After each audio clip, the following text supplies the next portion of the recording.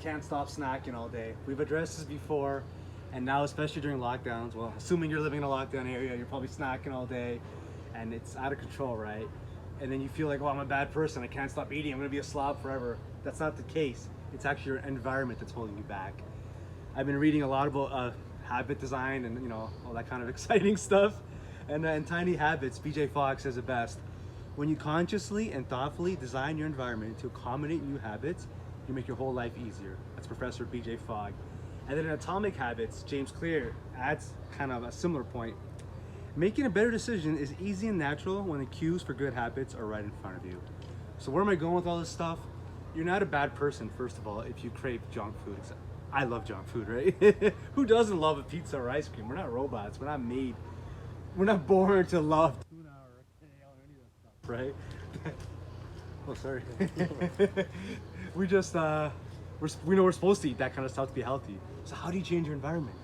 Step number one is you have to stop loading your house up with junk food. So if you want to stop eating junk and gaining all that weight, it's very simple. Stop buying all that crap. Our houses are filled with junk. We're eating so much junk food.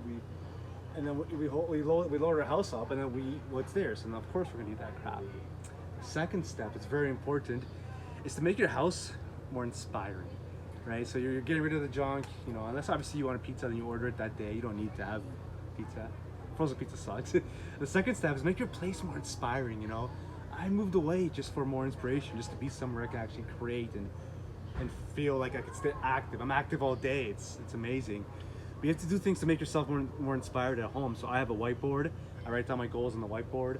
I have a world map in my place, because then I love to travel. I have to go away. I love to not be at home. That inspires me. And I have like little quotes up and just little things up and notes everywhere to remind myself. Because when your environment is right, you'll do the right thing. That doesn't sound clever at all.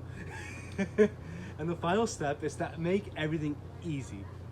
So like people have set these unrealistic goals. They're like, I'm gonna wake up tomorrow at 5 a.m. and then I'm gonna run 10 miles in the snow. You're not gonna do that. You can't even run 1 mile in the snow. Never mind 10 miles. Or you never even run at all, right? So you gotta be realistic and make it easy for yourself. So what I do when I'm at home, I have my kettlebells and my resistance bands and all my stuff right there in an easy to find spot, like right outside my room. So I'm reminded nonstop. It's easier for me, and for me to train. My weights are right there. I have my shorts around. Your workout clothes. You'd be surprised about how many people don't train because they don't have the right clothes. So I have my workout clothes. I got my bells. I got my equipment. It's so easy to make the right decision. Don't rely on willpower. Don't rely on motivation. I have zero motivation. Everything's on autopilot at this point. I know when I wake up, after 8 hours, of course, I'm gonna drink some water, drink some coffee, do some writing.